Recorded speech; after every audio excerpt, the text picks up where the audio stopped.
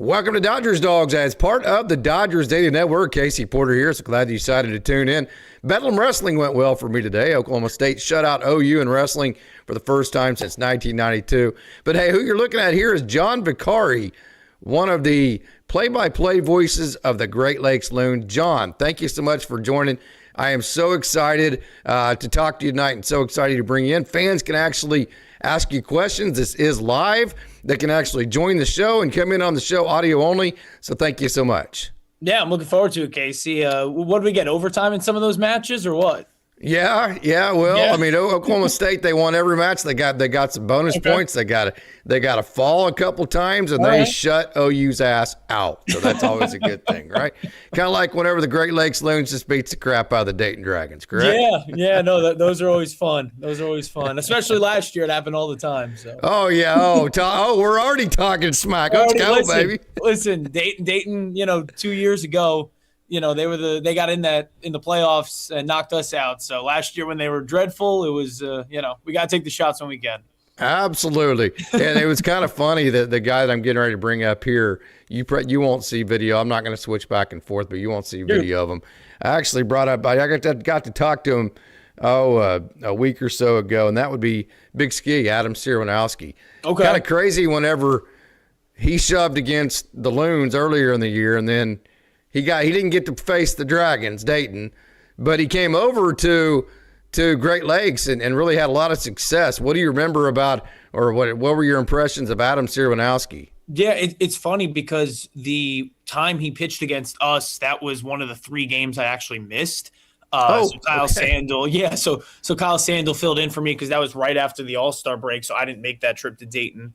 So I didn't see him live, and he was like, yeah, dude, he was something else. So we get him at the deadline, and that deadline day was crazy. The 2-year ago deadline was nuts because Lorenzo was traded, and the Loons were in Cedar Rapids. So it was like, oh my goodness, we drove all the way out here. Lorenzo's not going to play a game, and he's going to have to, get in a rental car back and drive the, 8 hours back to Midland and then go to West Michigan, and join the Tigers. But last year, not only did you have Sirwanowski on the move, the Dodgers obviously making 2 moves and trading 2 current Loons, but DeVries, DeVries was with Fort Wayne. We were in Fort Wayne. He was dealt in the morning, and then he played that night in Lansing. So in terms of the Midwest League, I think it was one of the more memorable trade deadlines, at least in recent memory, because it impacted a lot for us.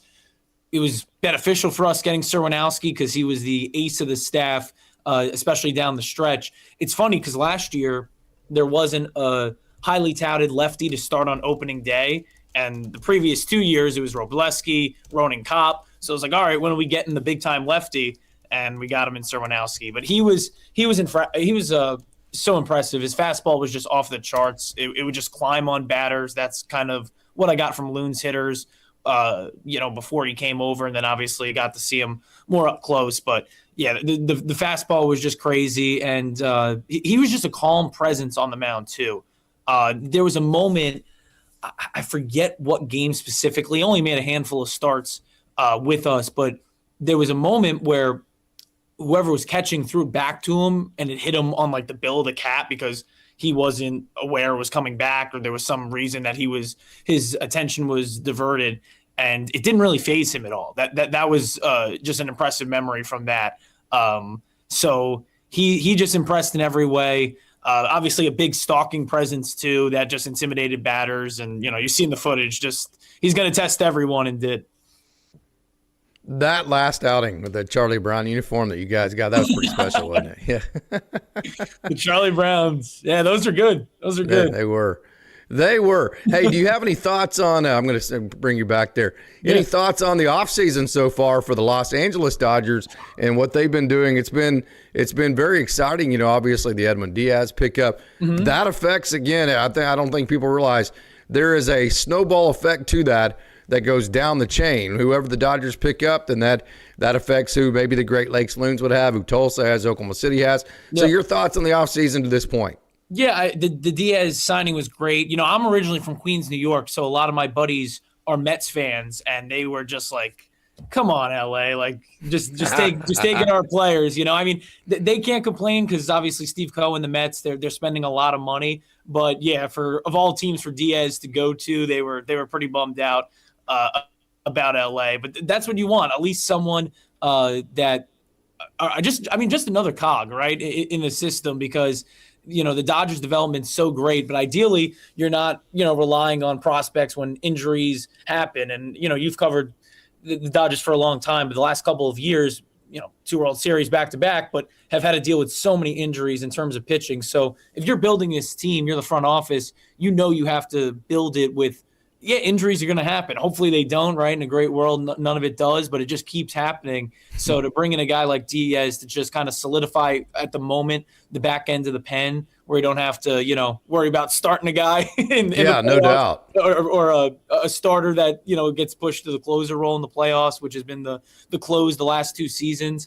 To have a guy like Diaz is just a saving grace, even if it's someone who just takes innings, May, June, July. And maybe doesn't. I think he'll be the closer, and I'm not anticipating a fall off, but even just to have that regular season steady presence, either as a setup man or closer, is going to be big. Yeah, you're in tune with the New York teams. What's up with the Mets and the Yankees, man? I mean, first of all, is the Yankees going to get Bellinger, and to the Mets? I mean, people complain about the Dodgers taking down baseball, right? But hell, the Mets been just, I mean, I don't know the exact numbers, but they're up there with the Dodgers in spinning, and it hasn't paid off for them. So what's up? Tell us about the Mets and the Yankees. Well, I'll say this with the Yankees. It's just a different story in terms of like how they spend. Luxury tax exists, and they don't want to pay it. Ideally, if they can avoid it. And they're going to go to arbitration for a guy like Bellinger. I mean, $30 million. Like we're having these discussions in Michigan just because of how the Tigers are dealing with Skubal. None of these teams, maybe the Dodgers the exception, but let's put in the caveat that they find a way to, backload the money to the end of these deals. No one wants to give these guys top dollar because they're not sure if there's going to be a season in 2027. So I think that enters the mind frame. Good point. So you think that's a big part of it? I think it's a huge part of it. The uncertainty. Okay. It just has to be like with multiple year contracts. If you're like, all right, I don't want to dish out the money because I don't want to be paying a guy who's not going to give me a year in 2027. I think that's unfortunately how all front offices are kind of dealing with it, regardless of bottom of the totem pole to the top. It's gotta be a factor. If you're the Dodgers, Ohtani, you're not really worried about what you're paying him in 2027 because all of it's backloaded, and that might be I think it will be the future of contracts, but they can't all be negotiated that way. And for the Yankees and Mets, it's a realization of, all right, we're going to pick and choose, and if a guy's worth it to pay him through 2027 and take that loss, okay, but if they're not, they're not. But in terms of the Mets, I mean, Stearns is trying to build what what he wants to do, because they got rid of their offensive core because it just wasn't good enough. Alonso, was, in my opinion, even though they let him walk, but the other guys that they let walk just weren't. So you have Soto and you build around him, but he wants to build it his way because it wasn't cutting it, and their pitching's on the rise, but they needed their offense to kind of buoy them in the postseason, and it just wasn't good enough. Yeah. And Toronto is absolutely fantastic. Now, do you spend your off seasons in Michigan? You do, because you have your daily show on the Mitt, right? Yeah, so I'm at the ballpark right now, actually. Okay. Which is, so the window's right outside the ballpark. Is it snowing? Is there snow on the ground? The whole field's snow. It's, it's our groundskeeper, Jeff Ross. He's just like, all right, yep, it's snowing, it's getting its water. But he tells me it's the best thing because we installed a new field during the offseason last year. It gives it a blanket.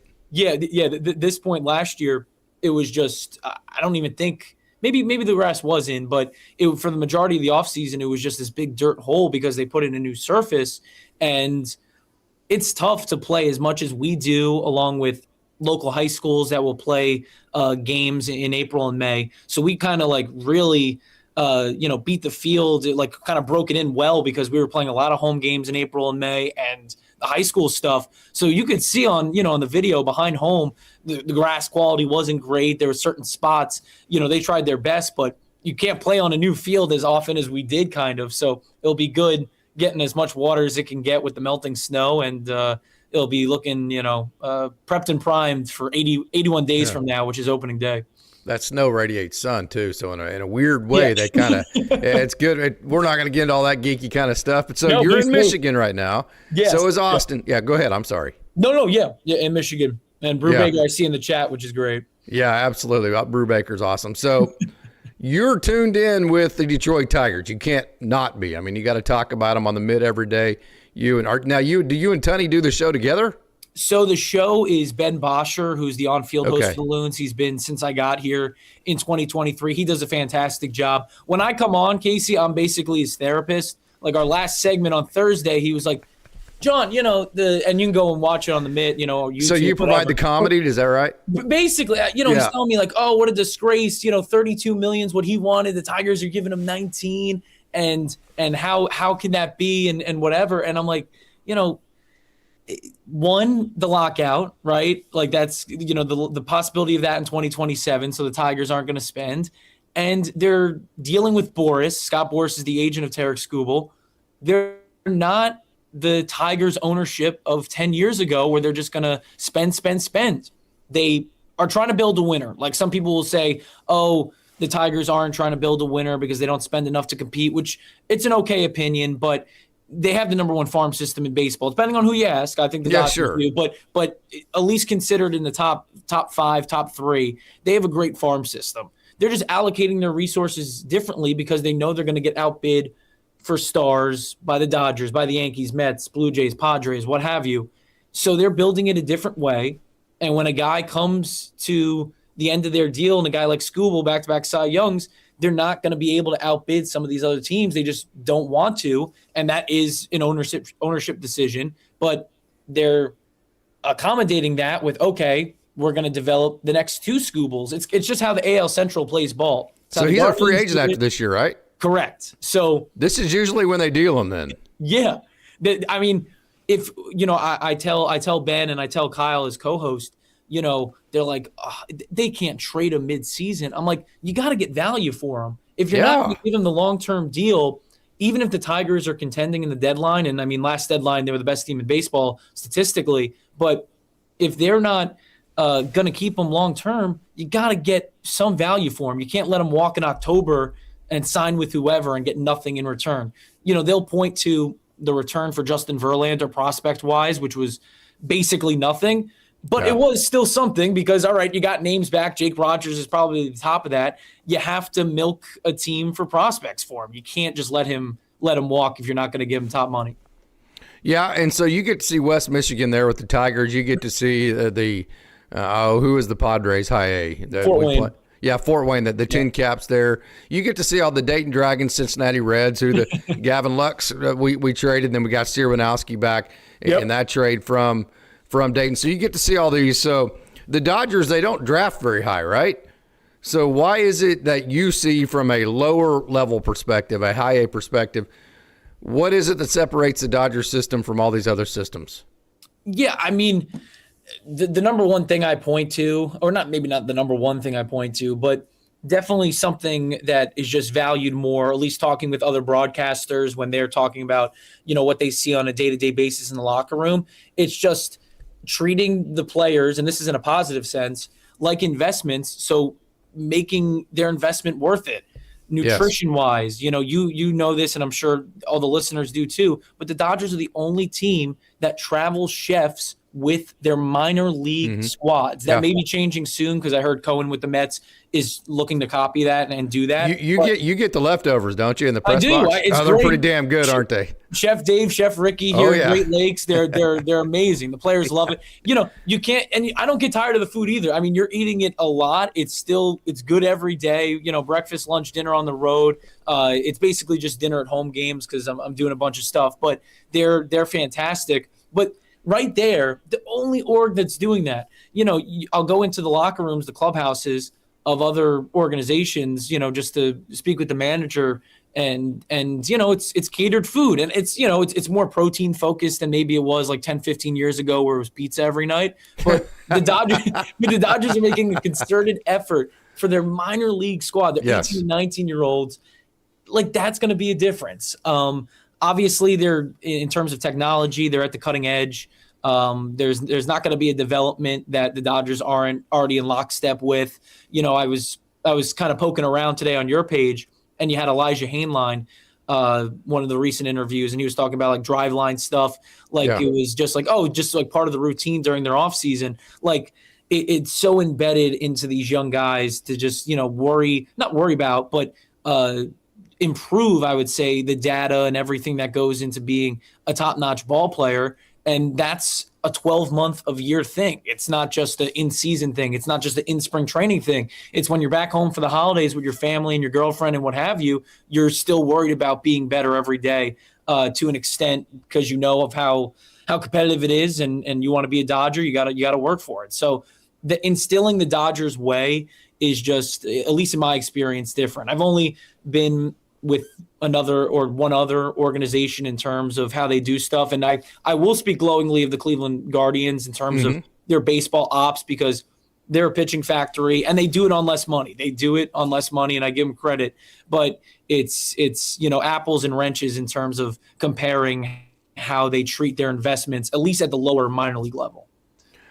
Okay, John, I got to know. This is what Dodgers fans are going to want to know. How in the world do we get Scooble and Dodger Blue? Oh gosh, man, you're gonna. What's it gonna take? You know the prospects. You know Scooble. You know the Tigers. You're the man to ask. What's it gonna take, man? I'm putting you on the spot right now. You're like, I'm never coming on this guy's show ever again. Right? No, I love this. I mean, I'm asking for literally the top 5 prospects. I mean, just as a starter, like 1, 2, 3, 4, 5 on MLB.com's list. Like that's what it feels like it's got to be. You can't get draft picks obviously in baseball and trading, so it's got to be prospects and maybe just some Dodgers cash too. Like just give us $10 million. Yeah, no kidding. I don't know. Or your chef. Give us your chef. It's like also that chefs at the AA and yeah, there you go. I mean, just a boatload. I mean, I think it was I want to say the Yankees in terms of some reporter who said, I think it was John Heyman, who said that the Tigers' ask was basically half the team for the Yankees. That's probably what it would be for from the Dodgers. Top 5 prospects, maybe 1 or 2 current guys that could, bench pieces that could add immediately at least, and a whole lot of cash, man. That would be my ask. Yeah. But I mean, he's so darn good, Scooble. He's just a competitor.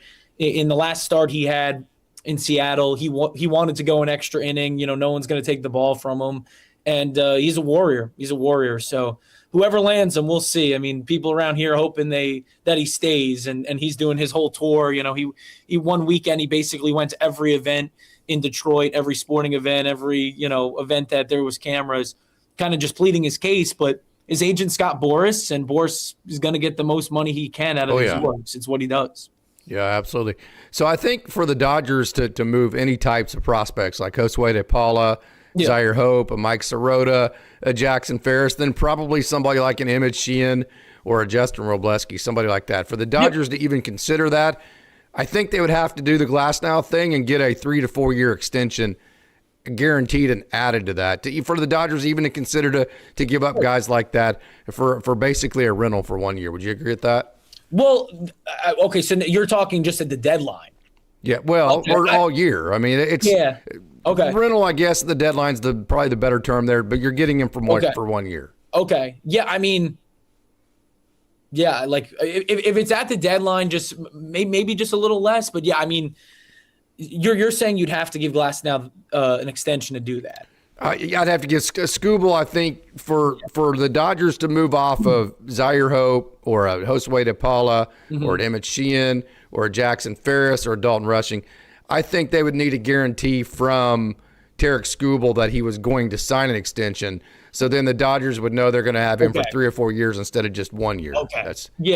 I think that's part of it. I mean, I don't know if you're going to get that in writing just with Boras and what have. I mean, he's going to try and milk every team, but I'll say this: they have a better shot of locking him down than Detroit does, just based on what's reported, to be offered. But I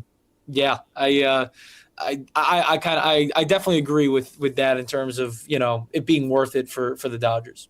Yeah. Okay. So, kind of a weird question here for you. I like to ask this question of the players. You guys have all the TrackMan data right in front of you. That's super cool.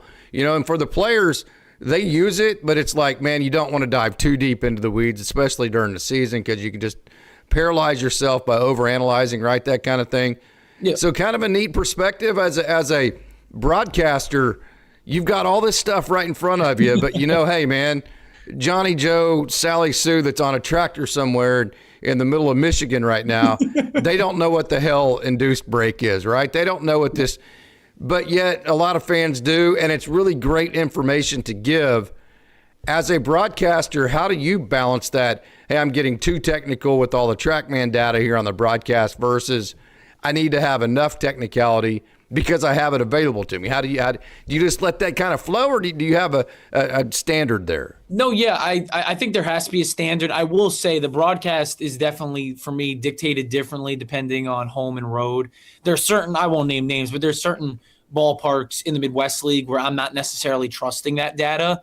And, Hawkeye has been accurate in terms of like other places we've gone to, but not in all. I trust what our TrackMan saying in terms of the ones we get access to. So at least on the home broadcast, yeah, I'm going to tell you if a guy, smokes it exit velo wise, the 111 miles an hour in a single up the middle. It's like, wow. I think that adds to the call because at least when you watch a baseball game from, 10 years ago to even 50 years ago, when a ball is hard hit, if you're watching, you're listening, the sound off that bat. But there is, and I think it's an appreciation noting, okay, that was a hard hit ball 105 to that was a hard hit ball 115. Like there is a difference there of just how smoked it was, and telling the audience that I think is valuable because sometimes, I'll think a ball was, that's the hardest hit ball of the year, and it came in a little less. And then a guy like Zaire Hope, who kind of has like an effortless swing, is putting it to right center field at 116, and it didn't feel like, at least up here, that it was the hardest hit, but it was because he just crushed it. He just does it so effortless. So I think that is definitely something that Brad and I on the broadcast try and put across. Obviously, distance and everything like that. In terms of the pitching metrics, definitely getting into the spin rate and horizontal break. I think the audience is starting to learn extension more. Yes. And so am I. Sironowski's right at 7 feet, which that's kind of the elite range there. Yeah. And I feel like that's like, at least when it explains like, okay, how far that arm's coming across, that matters because people, whether they've played the game or not, no matter what level it is, if you feel pitch is coming in on you faster, that's a way of explaining it. Like, wow, that ball got on me quicker, even though it was the same miles an hour. Yeah, it's based on the guy's extension. So trying to throw that in where we can. I think it's a good indicator too when a guy's stuff is off for us, and I think that's the most valuable thing when a guy's thing or when a guy's metrics are off. You're like, oh shoot. Is he injured? What happened there? Like the fact that we could diagnose that immediately is just so valuable. And we're diagnosing it in the booth and then, the trainer and what have you. But just knowing that, I think you could tell when a guy's off. Because, like we'll just say, a guy had a bad outing. He allowed 10 earned runs. He might have been doing what the plan was and it just didn't work, or he wasn't executing by this much. Sure. You could really know when a guy's off if the metrics just aren't playing to what they usually are. Okay, we got a hard hitter right off the bat. We got a couple of questions already. Hey, John, can you talk about – thank you so much for the question, Tark the Shark. And if y'all want to hop on and actually talk to John yourself, just click the link that I left in the chat. It'll be audio only, so you won't have to deal with video or any of that. But if not, then just leave questions here in the chat. John Vicari, one of the Great Lakes play-by-play broadcasters, has joined Dodgers Dawgs as part of the Dodgers Daily Network this evening. So thank you again, John. And we have a question here. Hard hitter right off the bat. You knew it was coming. If you did any preparation for this show, you knew the first question was going to be talk about the great outfielders, the young outfielders, man. They're awesome. Well, Tark the Shark asked too, who's going to go to AA and AAA? Yes, Major League Baseball executives Zaire Hope has a chance of being the NL Rookie of the Year. So I don't even know if Hope from last year is going to be in AA or AAA. Maybe I have no clue. I figure he will be just because he played, a couple of playoff games with Tulsa and that was it. But that shocked me when Major League Baseball executives, 4% said, he has a chance or picked him to win the Rookie of the Year according to MLB Pipeline. That was amazing. But yeah, you're going to see Zaire Hope. You saw him a little bit in AA. He was such a fun guy to cover. More than anyone, at least that I've covered in my 4 years doing, affiliated ball, there was a lot of media requests for him, whether it was local media that was there, online stuff. And he was always, trying to make it work. And I appreciate that from at least my perspective. Really nice guy in the clubhouse, and a really good ball player. Built like an SEC running back. And you're seeing the footage here of just the raw power he has. And this is in the playoffs. This is his first hit as in AA, and it just kept. I mean, like the announcers were like, "Oh my gosh, I can't believe that's a hit." They weren't used to his carries. Like, "Oh yeah, that's what Zaire Hope does, right?" Yeah, I mean that's opposite field power too. Looks like deepest part of the ballpark. It just crazy stuff. But yeah, his power is unbelievable, and just the fact, we can call it a throwback. The fact that he was, a near 300 hitter for the majority of the season, being a pretty much an everyday player. He was such a throwback and, always hustling, making the right plays. And, what will go underrated, and I guess always does because his power numbers are off the charts. He was a great defender. Yeah. Great athlete. Yeah. So his range was very good. And yeah, I mean, just a major leaguer, it, I know it. And watching him, if you got a chance to watch him in Great Lakes, you figure that's going to be the case. Yeah. 100% Zaire Hope. He was a pitcher in high school too, and then honestly there was some discussion, is he going to stay a pitcher or is he going to actually be a position player? I think they slam dunked that one. Yeah, a lot of times they choose the pitcher, but he obviously chose to be a position player because he is so talented. So we've seen Zaire Hope, we've seen the incredible plate discipline, we've seen the incredible basically just the impact he puts on the ball, the exit velos. So we have a question here.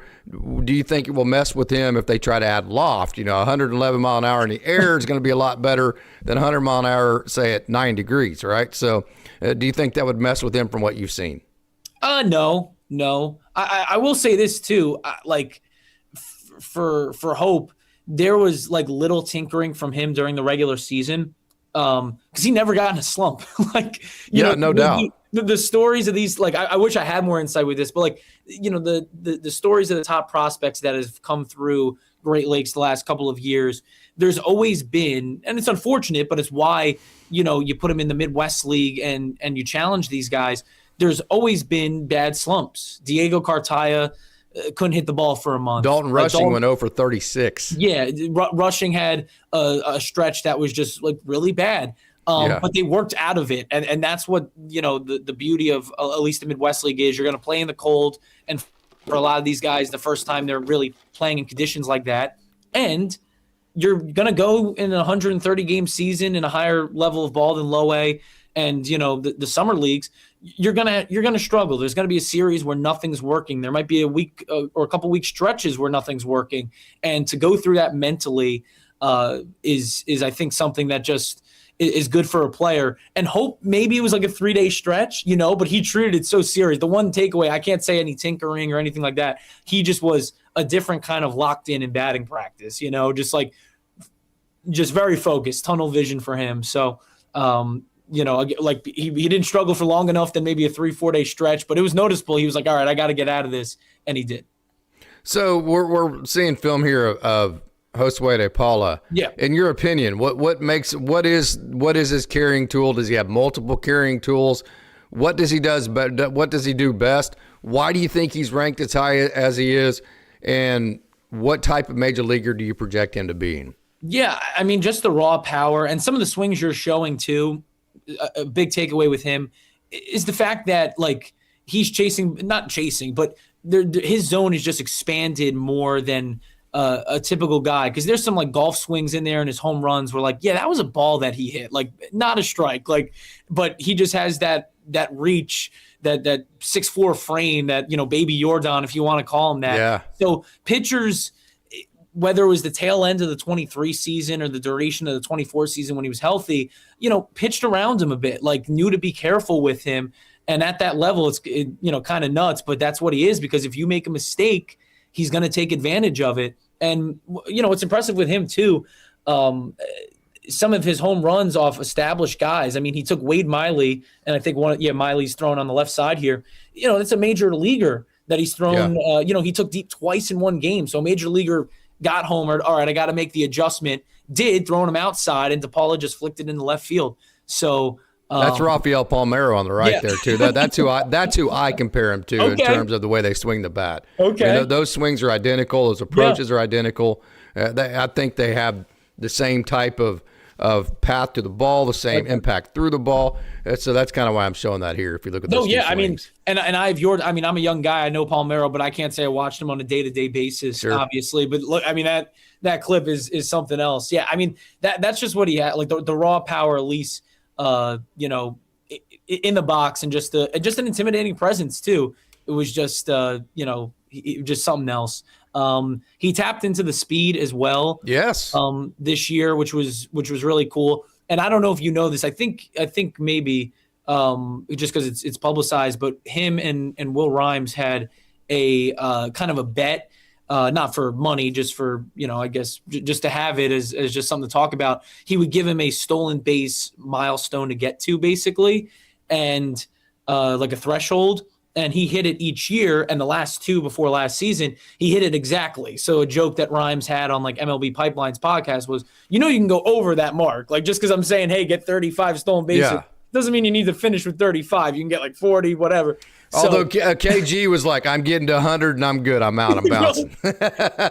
Listen, I mean, to shift the conversation to him, I don't blame him one bit. Oh, man. No doubt. Yeah. They ran, figuratively and literally. He was running to the ground in August. He didn't have an off day. He was batting 5 times a game, most of the time out in center field. And everything was on the ground like a ground ball, so he was having to beat everything out running to first base too.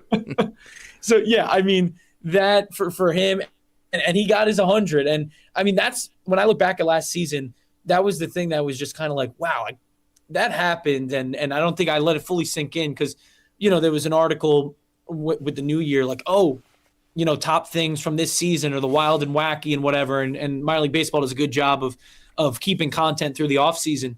But, one of the takeaways just for the season, regardless of level, was, this guy stole 100 bases. 100. And I think he was the quickest to 50 since D. Gordon too. Yeah. Yeah. And he quickest, for us, like you shattered what D. Gordon did,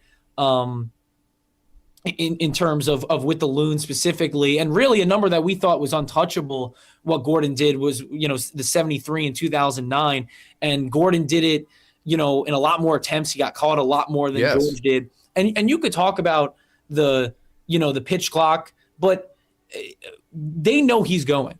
The pitchers knew it, a concerted effort. They couldn't pick him off. And then unless you're pitching out when you had your 2 pickoffs and you didn't get them, you better, pitch out or you're not getting them. Like, that's just what it was. And it wasn't just a merchant in terms of stealing second and not being able to steal third. He could do that too. The best play he made all year was an infield grounder to third. He did this in Wisconsin, and he goes from second to third, and the shortstop, whoever it was, and I want to say this was Made, so one of the Brewers' best prospects, not some slouch, guns it over to first. And George is reading, it's like, I'm going to take off and go home. So he scored from second on a ground ball with no error. So to do that was just unbelievable. And his awareness, testing that first baseman. And it wasn't, a pitch perfect throw, right? But it wasn't a bad throw either. It was a good enough throw that would have got 99% of guys. And it didn't for him. So he was just remarkable to watch. Another really solid guy in terms of dealing with us, with the media and stuff. We did a really cool thing during the season with him on our YouTube, on the Loons YouTube, if you want to check it out, which was just going through how he picks off a pitcher or how he tries to read a pitcher when a pitcher's trying to pick him off. And just kind of and some fun stuff too, the celebrations in the outfield. But he gave a lot of insight. There's some insight that we even left in the cutting room floor, going really in detail about what he reads from pitchers, just because we didn't want to give away all the secrets yet, But he was just fantastic. And then I raced him at the end, and I got crushed. And unfortunately, then I had to prove myself to front office people because they think I'm the most unathletic schlub. And I'm like, guys, it's 80 grade speed here, right? Like, he's not like he's that fast. Like, I know I looked unathletic. I know I looked, slow as molasses, but I'm not that slow. He is just that fast. So I had to race a couple people in the front office, but it is what it is. But he's just insane. And he, for him, when we did that feature, that was a day where, his girlfriend was in town. I don't think he either wasn't playing or he was only being the DH. He didn't have to worry about the field. So he, it's not like he was, I'm going to go 100% here or do anything to get the, legs going, because he knew he didn't really have to that night, and it still wasn't a contest. So he's just something else. And, and defenses too thought they had him figured out, playing him in like that. And it's just tough to stop, and no one stopped him. I timed this digitally because I know if people tell me, if I tell this to people, they're going to go, yeah, BS. Yeah. I don't believe that. 3.65 to first base. I mean, what is that? That's crazy. You raced that guy? I know. I don't know the fact 3.61 actually right there. I don't know if by you racing Kendall George, I have more respect for you or less right now, John. I can't tell which one it is. 3.61 to first base. We know we had to do it, and we did it on the outfield grass too, because it was a rainy day. That did day. You fall down like Dave? No, I did not. Oh, I would have won if I wouldn't have fallen down. And no. I'm not redoing it. No, I will say I was running and I looked to the side and I was like, oh man, like am I gonna win? Like I just didn't see him. I had a head start too. It's not like we lined up, face to face. I had a head start, but I'm like, oh man, am I gonna beat him? And then the wind, and he whizzed right by me.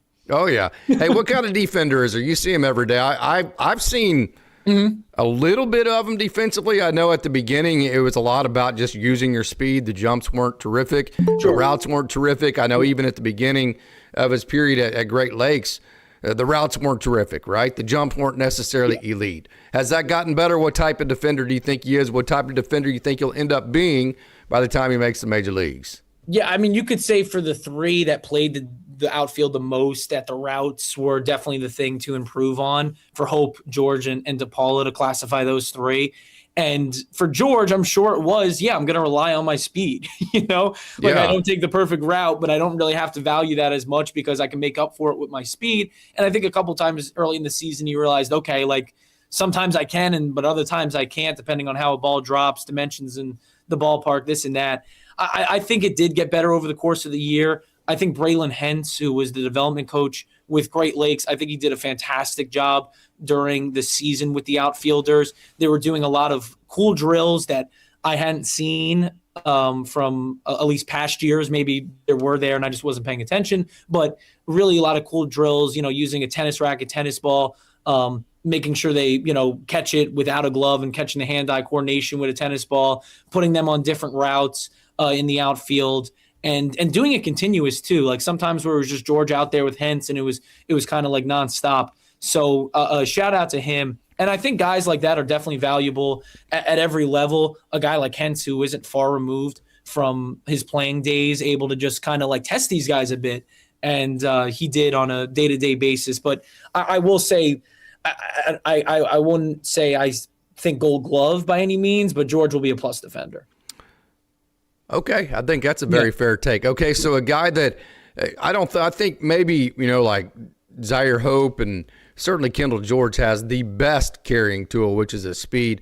And you talk about plate discipline with Jose DePaula, impact on the baseball with Zaire Hope and Jose DePaula, and all those kinds of things. I think maybe the top end number one skill, Eduardo Quintero maybe doesn't have the number one skill in terms of if you compare him to these other guys. But I think if you put all the skills in the basket and you come out and you say, okay, what's the compilation of all the skills and how good is that? I think the case could be made that Eduardo Quintero might have the most complete game. When you talk about offensively, he can hit for average, he can hit for home runs. He is an incredible defender. He's probably the best defender out of all of them, in my opinion, in terms of the taking the routes, all the little things, and then also the arms. So where am I accurate there? Where am I inaccurate for however much you want to dive in? No, I mean, that was the pick. I'll shout out Baseball America here too. That handbook, they kind of said at the beginning of the year, they're like, he doesn't get the buzz that the guys we've mentioned, Hope, DePaul, and George do, but Quintero might be the most, like you said, overall put together player, and his arm is what jumped off the page for me. He played a lot. How good is it? Yeah, it's so good. Is it okay? Yeah, there were a couple throws in the road trip that we had in August, Quad Cities and Wisconsin. A couple great throws from Quintero. That was just like, wow, like accurate. Because I will say, in terms of the outfielders we just mentioned, I don't think there was a throw that I can recall that was like, pop off the page with those three. There were a couple for Quintero. So definitely the arm strength was something. And then, he just kept mashing. What will be fun to see, because I do project that he'll start the year with us. He might be one of those guys who just has insane video game numbers in April and gets the early call up. But he never experienced, the cold Midwest League, and just fact that he's only 19. I think they'll start him with us this year. But he was so impressive and was carrying the offense the last week of the season out in Lake County when it was for a playoff spot. He was keeping them in those games with his power. But his defense was something else. A couple great diving plays, and like I mentioned, the arm strength was definitely the thing that popped off the charts. So we'll see. I didn't get as big of a sample size with him comparatively to the other guys, just because he was in low A for most of the year, but he was definitely exciting to watch and was needed too. I mean, that was a cool part of last year too.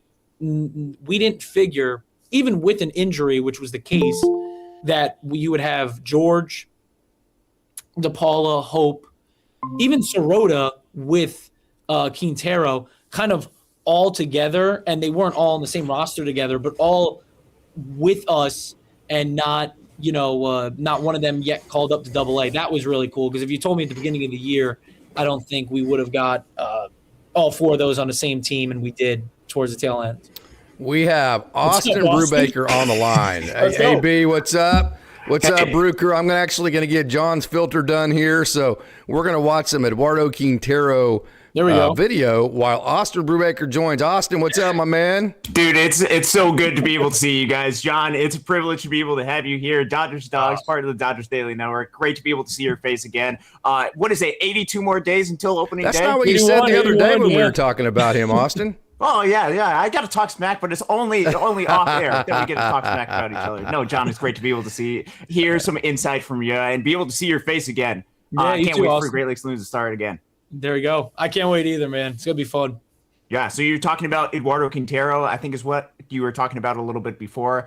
I just was able to hear a little bit about it. I think the last thing I heard was you losing the foot race to Kendall George. Yeah. How badly was that? It was bad. It was not good. It was not good. But he did not fall down, so it was not as bad as Dave Roberts. So there you go. Yeah, that's good. Yeah.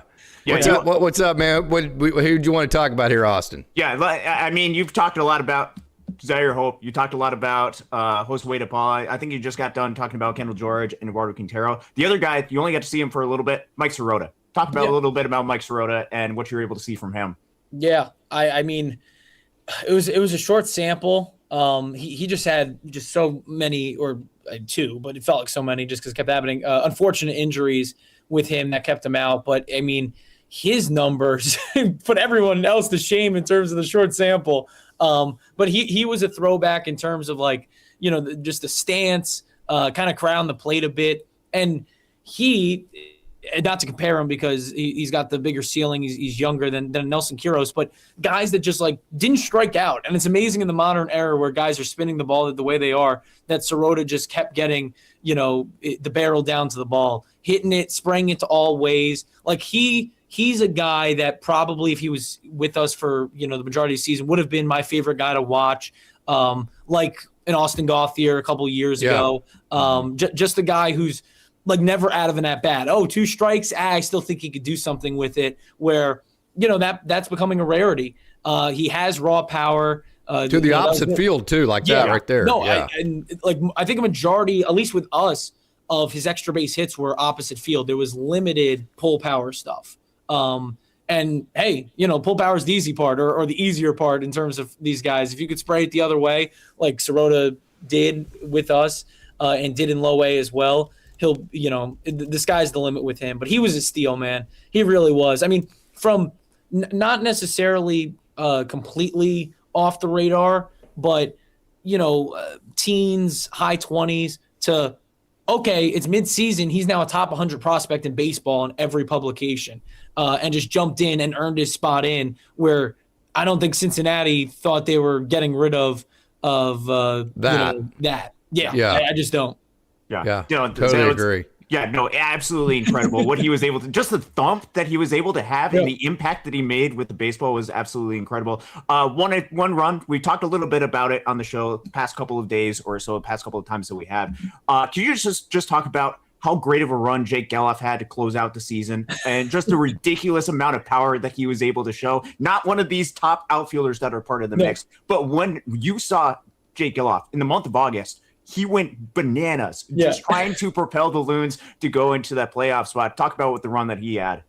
Yeah, I mean, you remembered Austin, but the August, September, when they're vying for a playoff spot, their top 3 players were Jake Geloff, George, and Elijah Hainline. Those were the 3 players on a consistent basis. Not surprised about Hainline. I've been trying to tell anybody who wants to know about him. That dude's good. Like on a day in, day out basis, the guys that were just always crushing. And Geloff, it was so staggering because, I mean, to sugarcoat it or to not sugarcoat it, I guess, it was a struggle. It was a struggle for him, the year before. And he was trying to put it all together this year. And he always has that power. I mean, he's, Virginia Cavaliers home run king. We knew that it would eventually come. And it just about came this moment. It just came in bunches, a big walk-off, which, or game tying home run, whatever it was, the best Brad Tunney call of 2025 on that one. That was an insane moment. And, in Wisconsin, it kind of didn't feel real because we played an afternoon game and then a game that was rained, and stopped because of rain, and then we had to pick it up. But he had a home run. It felt like every at bat. It was insane. But he low portion of the zone. You leave that, he's going to drive it. For him, it's just consistency. I mean, it's tough to say it's the same story of 2 years ago going into last year and then going into this year. But the raw power was to an nth degree this year, and I'll be definitely captivated to see what he does at AA Tulsa because his power was just, and they were nukes, they weren't just one on the fence. They were big time stuff, and he definitely exploded late. Yeah. So the way that I describe his defense is he's not necessarily fast, he's not slow, but he is quick. He has a very quick first step because he anticipates well. Very soft hands. So what kind of defender do you think Jake Geloff is? Yeah, good. I mean, it's definitely like his place was definitely third. Second base was he was fine there, but third is definitely his most comfortable spot in terms of just the defensive alignment for the infield for Great Lakes. So yeah, I would say third. I would say that's a good description. I will say his range is probably a little better than people give him credit for in terms of stuff, but I would say fine in terms of categorizing it, what I saw. So if I were to ask you which one of the outfielders, let me put you on the spot a little bit here. Do it. Which one of the outfielders would project the most as an everyday center fielder, specifically a center fielder? I would probably, the first one I would eliminate would be Josue DePaula. He would be the one I would say he would be number 4. Let's say it's Mike Sirota, Eduardo Quintero, Zaire Hope, Josue DePaula. Josue DePaula would be number 4 for me. You might disagree with that, but go ahead and sort that out. Yeah, and we're putting George in the corner too? Did I forget Kendall George? Yeah, you totally forgot Kendall George. Golly, man, I am off my game here, guys. Jeez. Thank you for that correction. They have too many outfielders. That's a bad miss on my part. Umpires miss strikes, and then there's Bad misses? That was a bad miss. Good one there. No, you're good. So, I just was like, oh, if we're moving on or just categorizing those guys, because we could do that too. But yeah, like, is Kendall George too easy of an answer? it is. I would. Yeah. I mean, Quintero's upside might just be better. We'll see. And we saw him in center field a little bit, and he was definitely ready for that. And he played it a majority in low A. So in terms of him, I would put them 1 and 2. I do think Hope's a corner outfielder. I will say that. And it's not a knock. I just think that's his place. And Sirota, again, I didn't see enough to make a categorization, I will say. So I'll put him 4th, but I think maybe the tune will change in May. Absolutely. Okay, so we have a really cool question here. All right. Do you remember I know the answer to this because I can remember my first broadcasting experience. Do you remember your first broadcasting experience, where it was at? Oh, ever? Yeah. Yeah.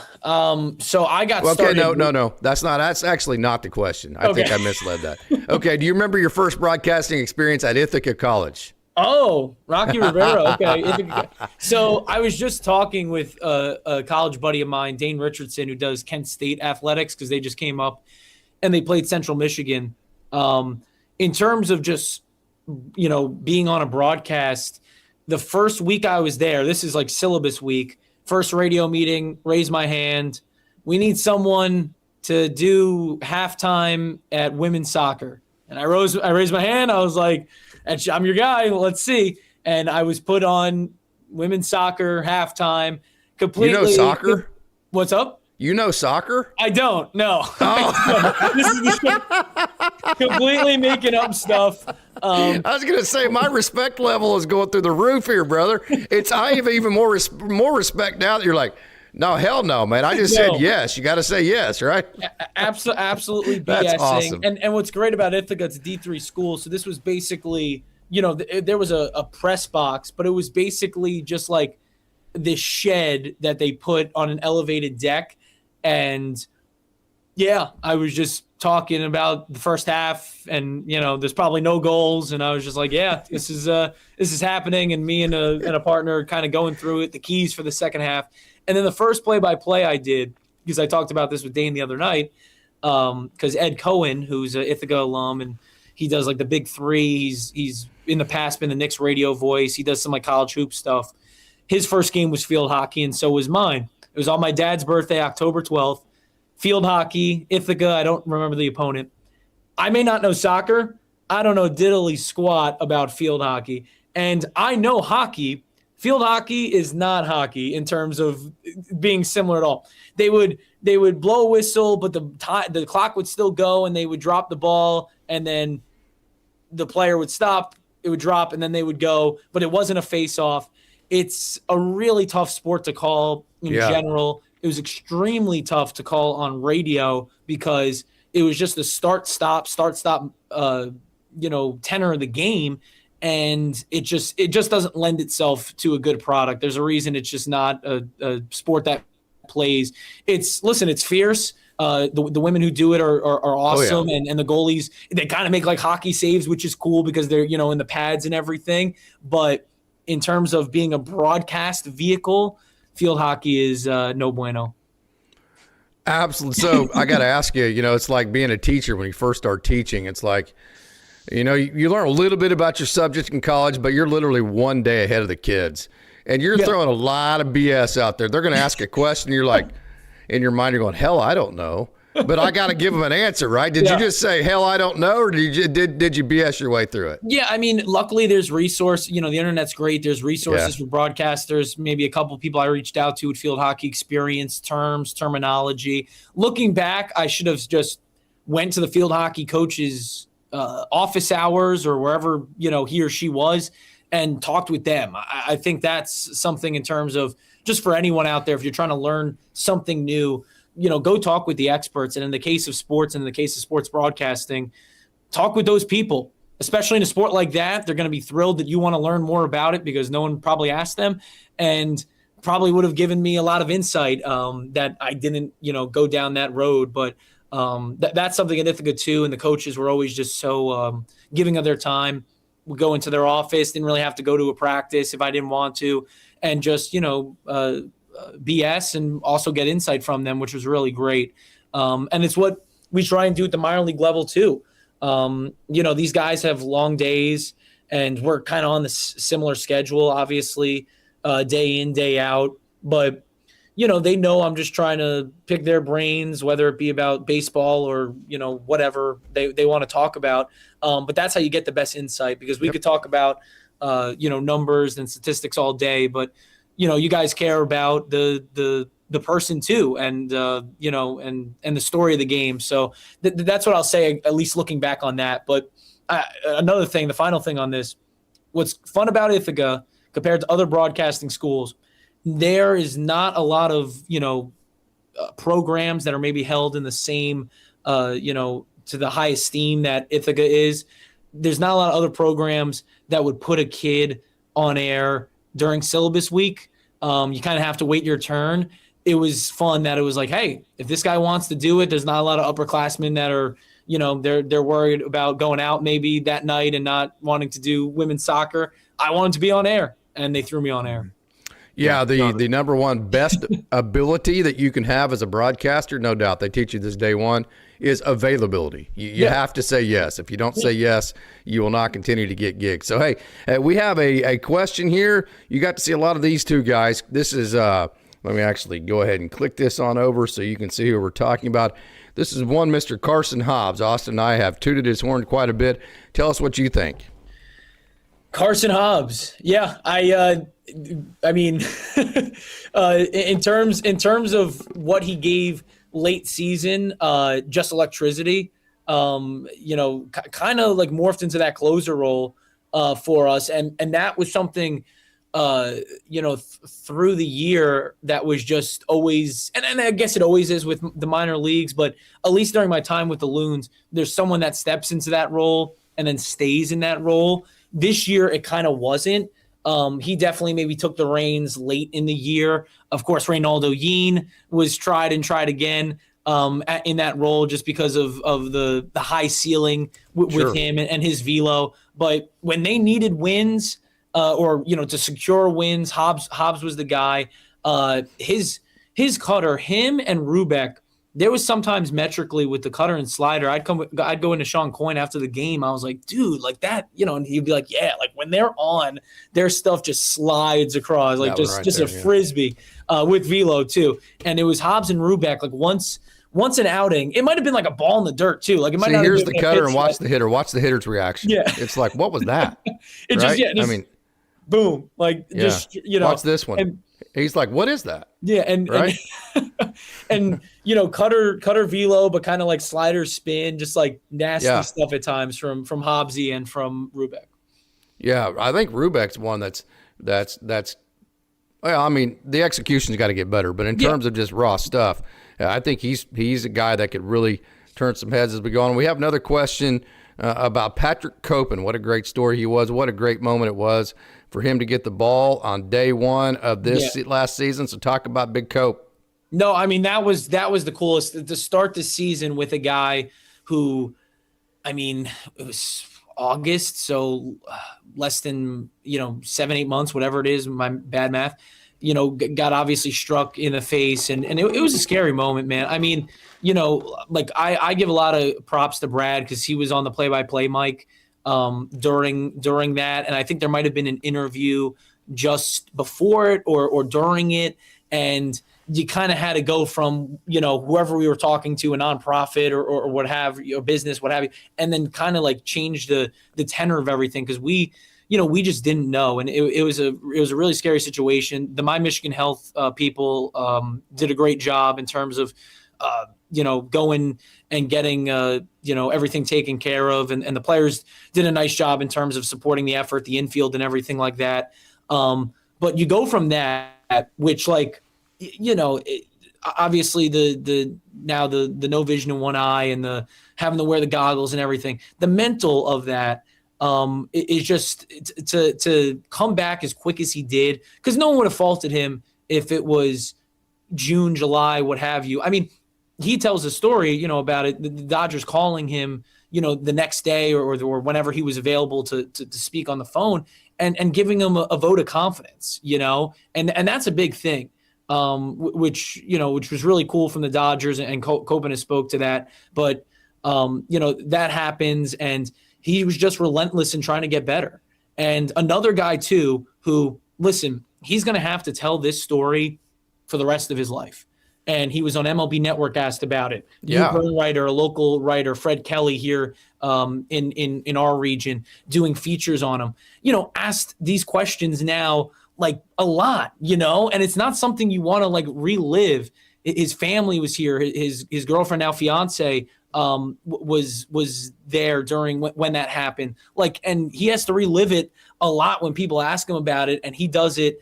And does it so professionally, gives insight into it. So I've always commended that. And then to go away from that, his stuff was just as good. And, the big thing you're going to note at too, all right, how does he defend?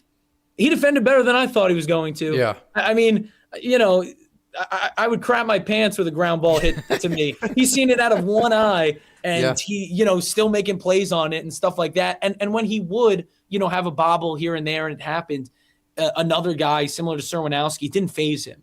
It really didn't. So that was something. And then I give credit to, Dodgers pitching development too. When he was here, the expectation was 7 innings. Yes, right. To think about in April, absolutely. May, and June when it's cold, go out and pitch, give us 7. It just kind of, would have been out of this world from a couple years ago where it was all right, give us 3. So to give 7 consistently and to just shove was remarkable. And you guys know his stuff. I mean, just great. And I'm going to be excited to see his journey. We have Chuck Huddleston on the line. I'm going to go ahead and keep it on some video of the players because I do not have a 4-person scene. Chuck wants to come on and talk to you, John. Chuck, how are you, man? It's great to see your face this evening. This is audio only. Actually, this isn't audio. This is just audio only, no video. So, hey, what's up, man? That's fine with me. I wanted to ask John a couple of things. Thanks for joining the show, John. This is my favorite show to watch, even better than regular television. There you go. Yeah, I love this show. I love these guys and what they do because I followed minor leagues since the 70s.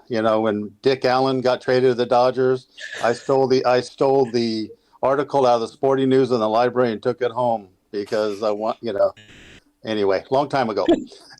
So I was kind of wondering about the hitters going from Rancho, well, now it's going to be Ontario, to that cold weather and then to San Antonio. I mean, can you figure it? Is there a coefficient or component and say, hey, these guys hitting in the cold, I mean, I've swung the bat in the cold. It's different than hitting when it's warm. So is that an issue? Does it play into the evaluations or does it play into when management decides to move these guys into certain farm clubs? Yeah, I mean, the reason I think the Dodgers, I'm not the only reason, but a reason why these West Coast teams want to have an affiliate in cold weather, especially in the Midwest League, is to challenge them. I mean, that's the value of it, especially in April and May, where, I'll be honest, the crowds aren't what we want from, the organizations across the league. The weather is not, baseball fan friendly. We try our best to make it, promotion wise special, but we save our big hitters for the summer for a reason. It's the test for players to see how the day in, day out grind can be for them. And it's challenging. I mean, the toughest thing, and I'll talk to guys, they're told in spring training, all right, you're signed to Great Lakes. And then they'll go up to these, guys in AA, AAA, major league guys who've come through our system. Oh, give me something on Great Lakes. And it's not a restaurant recommendation. It's not, the ballpark's cool or this town's cool. It's, dude, it is so cold there. Yeah. So they're already going in with the mindset of, I'm going to freeze my ass off, unfortunately. So from that perspective, they're going in with the challenge. And I think at least from how the organizations deal with it, the numbers and the pop's not going to be there. Unless you're Kendall George, because he had all his home runs in April, which I still don't understand, but okay. The pop's not going to be there.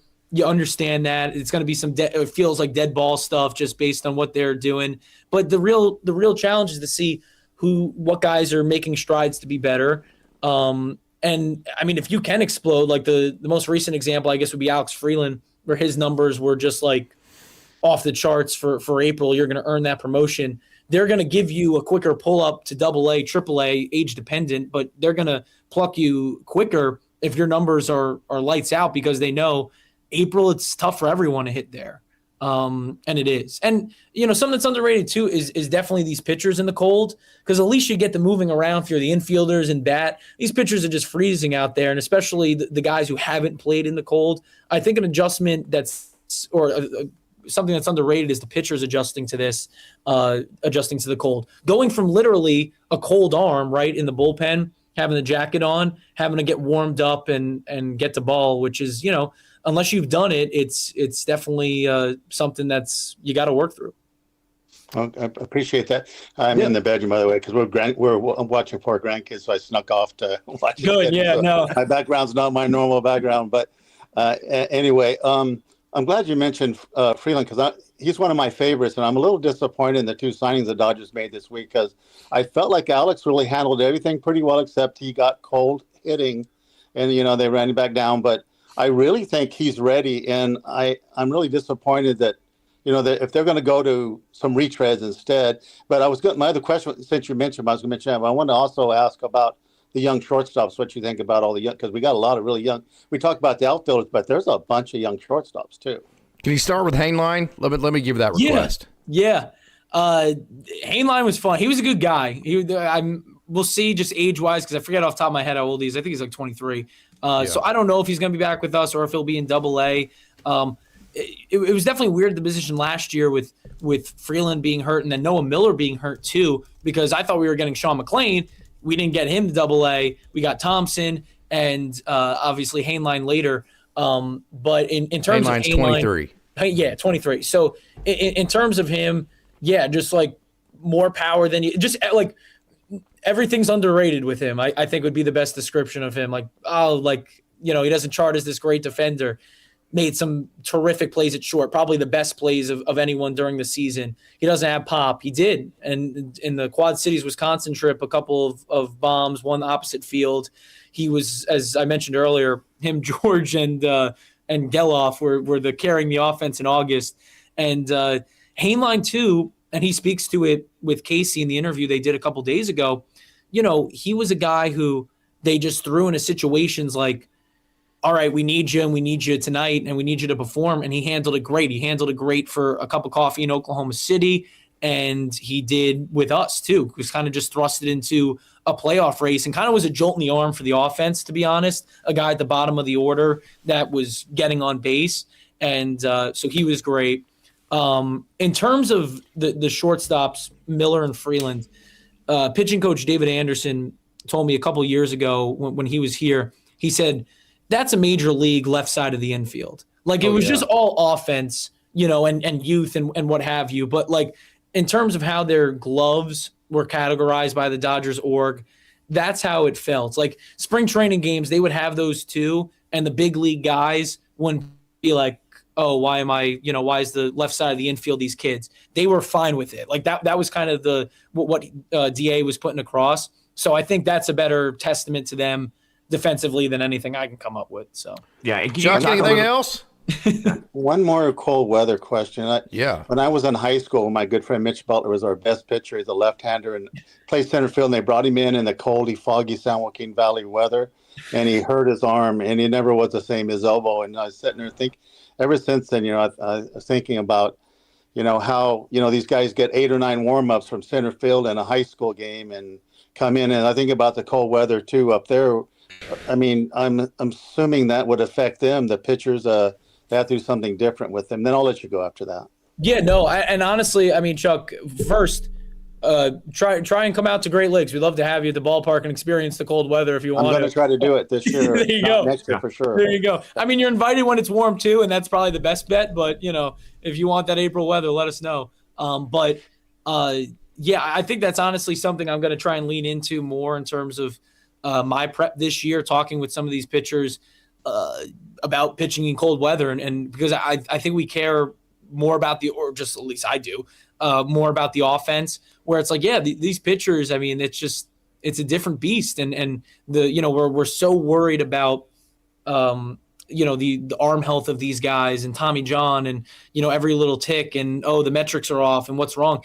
And that's, leveled up even more because of the cold weather and arm maintenance and everything like that. So I think that's going to be something that's captivating this year to kind of dive into with some guys, to just be like, does your routine change at all? Does, the bullpen, are you starting the warm up quicker than maybe you would if you're afforded, I guess, the opportunity than, during summer games, like just, they go through the stretching and everything, but maybe you're throwing a little more in your warm-up tosses just because you want to get the arm going. So I can't say I have a lot of answers there, but maybe I will in June. Yeah, just kind of a little thing. My friend mentioned, I went to school with Rance Mulliniks. I don't know if you knew him. He was a major leaguer, and his dad, because of that, because I used to talk to his dad all the time. They lived in the same little camp town we did. And I would stay till midnight at his house, and Rance was in the minors and just talk baseball. And Rance's mom wasn't too fond of that, but Harvey, his dad, started managing Rance's pitching even when he was on the high school team. He would not let the coach, he made sure he managed when he pitched and didn't pitch, and in cold weather he did not allow it. I mean, and I think it was because of what happened with Mitch. So sure, but, Chuck, appreciate it, brother. Thank you so much, man. Thanks, we'll Chuck. see you next time. Thank you. We'll see you next time. Okay. Chuck is logging off there, and I'm going to go back to this scene. Austin, you're not going to be in that. That's how I have this scene set up here. So we have one last question. Austin, I'll let you dive into this. John, I know it's getting to be you're getting to be a little bit older. You're still a spring chicken, but you're getting to be a little bit older, so it's getting past your bedtime, right? I know you and Austin are both on Michigan time, which is Eastern Standard Time. Give us your answer of who you think is going to make their major league debut this year that maybe people aren't thinking of right now. Ooh, man. I mean, like this, maybe you won't be as enthralled with, but like the fun thing last year was seeing the guys the Dodgers released get in other orgs and then get immediately put up to the pros. So like Garrett McDaniels was an Angel, and I was like, what? Like, Juan Murillo was a Diamondback, and I was like, wow, like, he ascended quick when he got into the Diamondback system. So that might be someone who, I hope no one gets cut and released, obviously, but it's a business. Murillo's badass, by the way.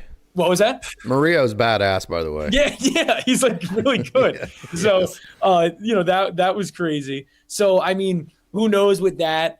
I mean, I'm trying to think of like last year guys. I mean, obviously if Hope's getting NL Rookie of the Year, I mean, but I guess that's anticipated.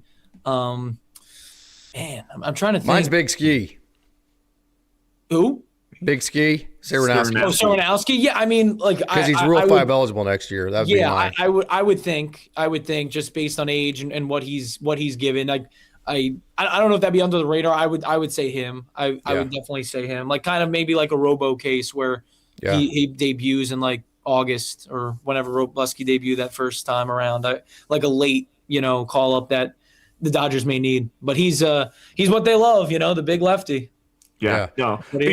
Before you go, I got to make sure that I get my last question in here. Obviously, Great Lakes and stuff coming up pretty soon. Season's coming up. What are some of the things that fans, Great Lake? Well, we're not talking about fans of Great Lakes. I'm mostly talking about myself, but of course, everybody else who is a fan of Great Lakes coming up. What are some you things and the Damino? Me and Damino and Cameron, all of us with some stuff. What are some things that we should be excited about going forward for Great Lakes? Obviously, still early. There's not everything that you can give away. But what are some things that fans should look forward to with Great Lakes this season?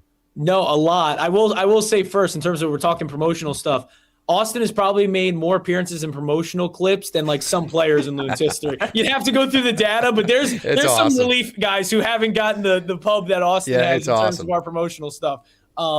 So that's one thing. But for us, I mean, I think we're going to value, especially the cold weather days more. I think from our front office perspective, it was like, darn, like weather's bad. We got a lot of rain last year. Let's try and make those games special if they're afforded to us, and based on the schedule we're going to have opening day with us. And that's going to be fun. April 3rd, Fort Wayne. So a lot's coming. The old stables will return. I'm not going to spoil anything in terms of like new stuff, but there's a lot of new nights. One that I advocated for too, and Jimmy Mativa, who's our production manager, that's actually going to happen, like a celebrity guest. That's going to be awesome. We're debuting, and this is something I can talk to because we're previewing it on social media. We're going to do a new alternate identity this year. Oh, nice. And we've had a couple of great clips from promoting it. Our whole production crew, Matt DeVries, Carlos Garcia, Elizabeth Getzinger, Jesse Young, Jimmy Mativa too.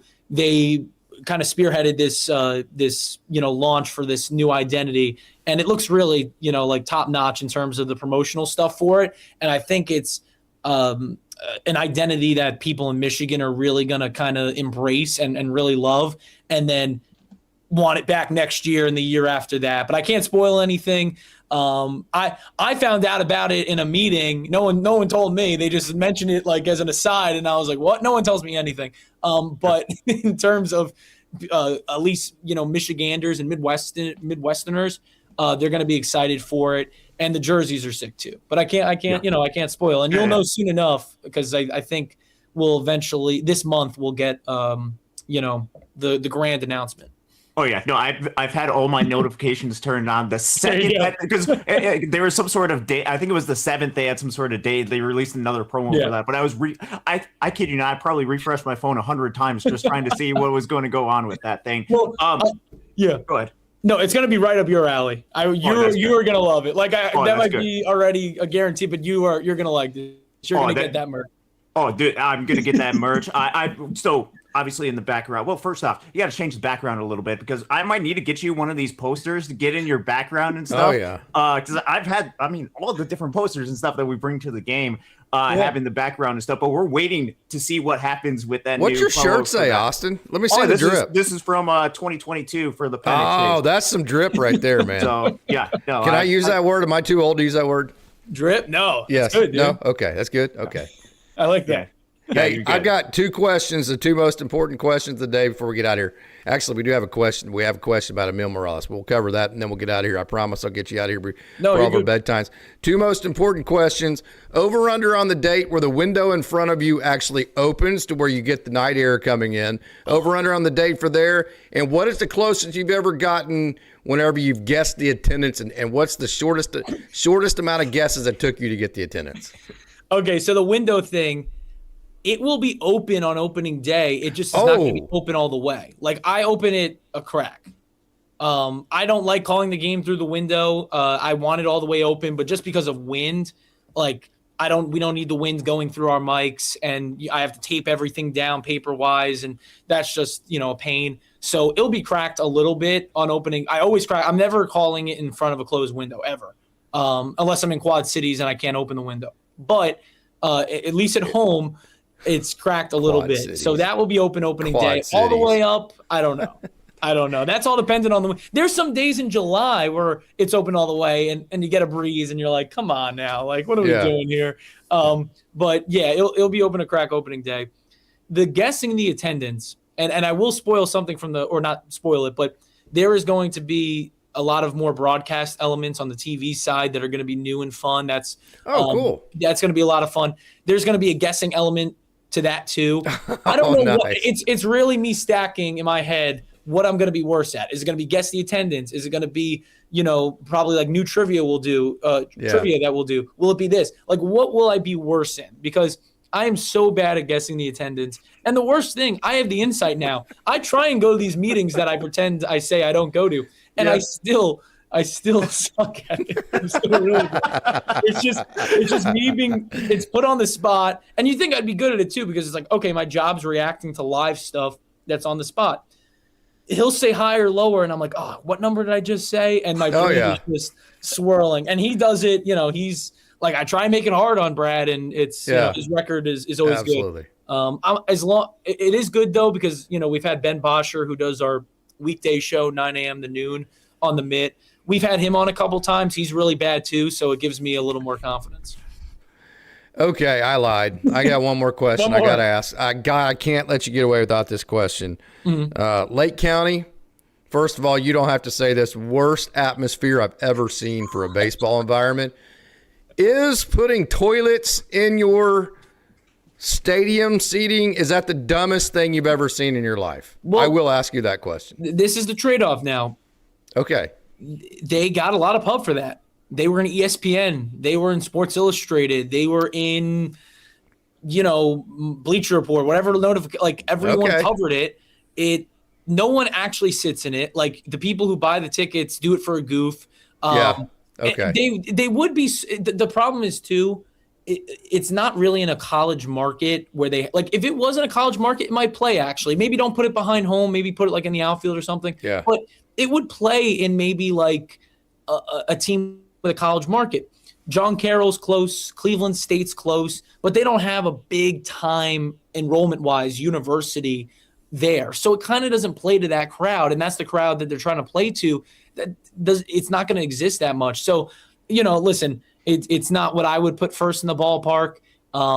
It's not the worst idea. Again, the behind the home thing's the worst thing. When you have on your stream always, like you're showing the highlights of these players, when you always have the toilet row for the stream, that's the tough part. And it's like baby blue, and it's just like there's 3 people there, and I'm like, man, screw that place. Yeah, but it's shock. It's the shock and awe, and maybe they'll tell you it worked because they got a lot of social media engagement from it, and and for us on the road, like we'll mention it once or twice, like it gets its mention, and it's funny too because they've actually made good improvements to the ballpark. They put a mini golf course in left field. The suites are nicer, but everyone's talking toilet. Yeah. Okay. Last question here, and I promise I'll get you up. We have one about Emil Morales. What have you heard about him? What are you excited about getting to probably see? We're assuming he's going to be at high A. What are you excited about him? Yeah, I will say this last question. I'll mention one thing. Jay mentioned, do I go to spring training? Tell Sportsnet LA to get the Loons a couple games. That's what I'll say. I'll send out my emails. And Great idea. But let you guys do yes. Matter of fact, I will message Tim and Steven and bring that up. Yeah. Like, listen. Not a plea, not a beg, but Oklahoma City got some Sportsnet games. Give us a couple. Okay. That's all we're asking, especially if we're getting the top-notch prospects. Like last year, where at times we had the number 1, 2, 4, 7. Like, it could be a rerun. It could be taped, but local networks are wanting live sports and games, and we wouldn't be the first one. There's a lot of different regional networks that are carrying the minor league stuff. So hopefully we can come to an agreement with that. That'd be cool. Again, nothing's in conversation, but in terms of like with spring training and stuff, that would be, I think, the first step.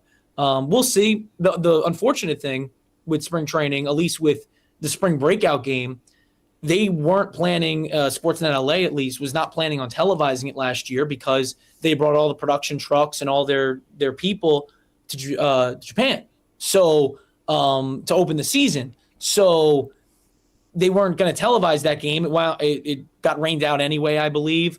But that would have only been televised through the Angels, I believe.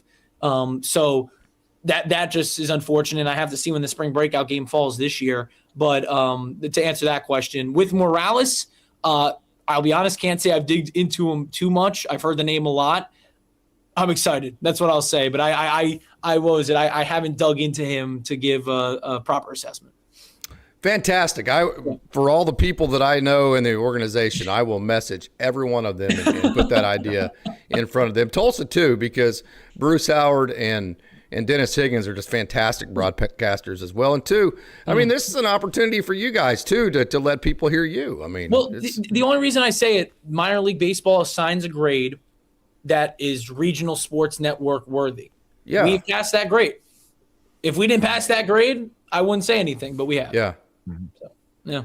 Okay, Austin, you got anything else before we get out of here? No, I couldn't be more excited about this. John, thank you so much for being able to tune into the show. It's a long off season. It has been a long. I don't know why Casey mentioned Lake County. I'm sick and tired of Lake County. I'm still mad about the way the season ended this past year. But season's coming up in a couple of months or so. Can't wait to get the season started. Yep. And we're gonna be throwing pitches in the attic and in the basement, and hitters are gonna hit the ball and touch the pillow at first base, and we're gonna do all those kinds of things, right, John? It doesn't even. Yeah, it doesn't even matter that it's going to be 30 degrees outside. I think I looked at like tickets. I'm going to be at like 7 of the first 8 games. We'll be talking about all these different cold atmospheres. I'm going to all those ones because they're going to West Michigan on the first road trip and stuff. I know. Yeah, I'm going to all those games. So I know. Yeah, I'm super excited about it. Talk about poor scheduling, man. West Michigan that early. I'm like, oh. And that's the only time we're going to West Michigan next year, too. So it's if you want to go, that's where you have to go. Yeah, we'll get them more at home, and we didn't get them at home until the second half last year, which thank goodness, because we got McGonigal, Clark, and Briseno, I want to say. Yeah. Mm-hmm. Yeah. Their last game, their last high A games were Dow Diamond. Luckily, we got them just before they were shipped up to Erie. But yeah, we didn't. Who was it that took McGonigal yard? What was that? Who was it that took McGonigal yard? You remember, Austin?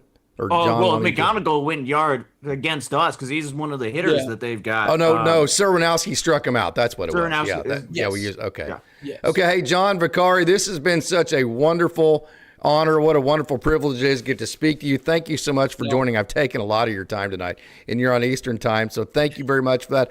Austin, thank you. Chuck, thank you for joining in. So Austin or John, any final thoughts here? Again, thank you so much. This has been awesome, man. No, Casey, thank you. And there's a lot of people in the Loons front office who consume your stuff. I mentioned Carlos Garcia. He's going to be so happy when he wakes up tomorrow and sees that I was on because I didn't tell him. But he'll definitely watch this thing, and, nice. and he loves following you guys on, especially on the social platforms. But yeah, I'm on anytime you want. I appreciate you, especially giving our broadcast some promotion with all the following you guys have on social media, and always a pleasure to come on. The cool vibe, man. We've had a couple comments. The cool vibe, man. I mean, did you have somebody that influenced you to get you to that just kind of chilled out cool vibe there? Is there somebody that taught you all this, or is that just kind of through being a baseball guy? No, I mean, listen, I'm from Queens, New York. I'm going to say what's on my mind. What was it? I don't know if a lot of broadcasters are telling people in the YouTube comments, go to Sportsnet LA and tell them to put the Loons games on. I don't know if a lot of people are doing that. But hey, I'm myself. So, and hopefully, you're not too annoyed. So. Yeah, John Vicari, Austin Brubaker, thank you so much. Of course. Thank you to all you fans. Thank you, Chuck, for joining. Thank you for the wonderful super chat. And as always, never forget, it's a great day to be a Dodger.